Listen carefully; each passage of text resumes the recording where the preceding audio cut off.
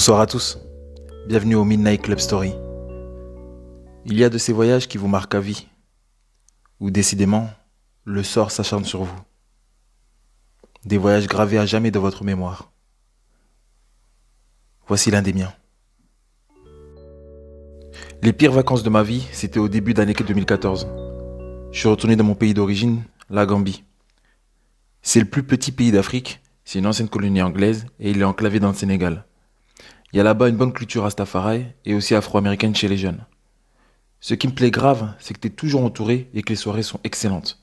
Que tu la passes à discuter avec les autres membres de ta famille, les potes, les voisins et les potes de tes voisins. Avant d'y aller, j'avais économisé et j'avais reçu de mon dernier travail la prime de fin de contrat. En arrivant là-bas, j'étais le roi du pétrole. Concert en boîte avec la chanteuse Titi, viré à Serekunda, viande tous les soirs, vas-y fais péter. Je bois pas d'eau, que de la boisson. Je me suis mis bien.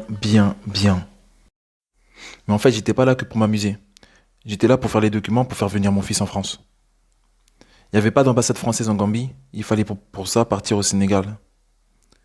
La veille du départ, je prépare mes affaires, je prends une bonne partie de mon argent du mois, les papiers et des vêtements. Le jour J, je suis paré. On doit prendre une camionnette bus pour aller à Serekunda. Alors, il a fallu que je joue des coudes pour pouvoir entrer dans le bus bondé. Arrivé là-bas, il y a une gare de camionnette bus où tu peux en prendre un direction la frontière sénégalaise. Il faisait chaud. Je vais pour m'acheter une canette de boisson, parce que tu connais, je bois pas d'eau. Poche droite, vide. J'étais sûr de l'avoir mis là. Poche gauche, vide. Wow! Mon grand frère, il me regarde bizarre, perplexe. Et il me voit en train de courir après la camionnette bus. Je l'arrête, je regarde partout dedans, il n'y a rien. Et là, j'ai un flash. Quand je jouais du coude pour monter dans le bus, dans la bousculade, j'avais senti qu'on m'avait effleuré la cuisse. Mais dans le tumulte, on m'avait effleuré presque partout. Bam! Tout mon argent, ma carte d'identité et quelques documents, tout s'envolé. C'est la première fois de ma vie que je suis victime d'un pickpocket. Et en plus, il le fait au moment où j'ai le plus besoin de mes papiers. Mon frère, tête blasée, moi dégoûté. On se concerte et on décide de quand même y aller.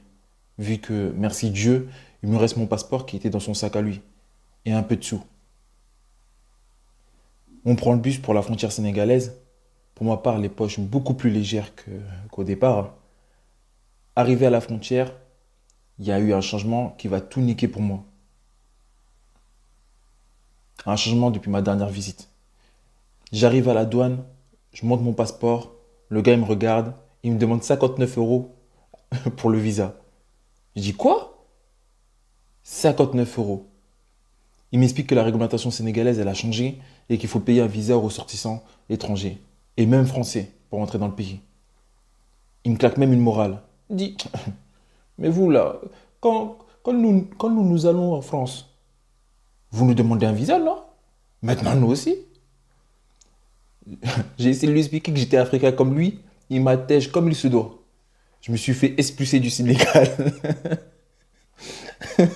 Nouvelle concertation avec mon frère. On décide de rentrer, on n'est pas prêt. On retourne à la villa familiale. Sur le retour à la gare bus de Serekunda, on nous explique que quand les voleurs ont fait leur office, ils remettent souvent les documents et portefeuilles dans les toilettes publiques. Des voleurs avec une certaine éthique. Et finalement, c'était vrai. On a retrouvé mes papiers. Pas mon argent, mais juste mes papiers. C'était déjà bien. Mais ça veut dire aussi que le voleur, parce que j'ai réfléchi après, ça veut dire que le voleur a quand même eu les couilles de monter dans le bus après avoir pris mon portefeuille. Et peut-être même qu'il a payé le bus avec. Merde. À la villa, on a établi un plan. Vu les fonds qui me restaient, il a fallu décider entre rentrer clandestinement au Sénégal ou me faire des papiers gambiens qui nécessitent de payer un douanier bonbon pour que ce soit rapide. On a décidé de me faire rentrer clandestinement. Vous avez déjà entendu un émigré clandestin français au Sénégal? J'arrête mon histoire ici, pour ce soir du moins, et vous donne la suite dès demain. Ce n'est que le début du cauchemar et les prémices de la pluie d'ennui qui allait m'arriver. Je vous remercie de m'avoir accompagné ces 5 minutes, et je vous donne rendez-vous demain pour la suite au Midnight Club.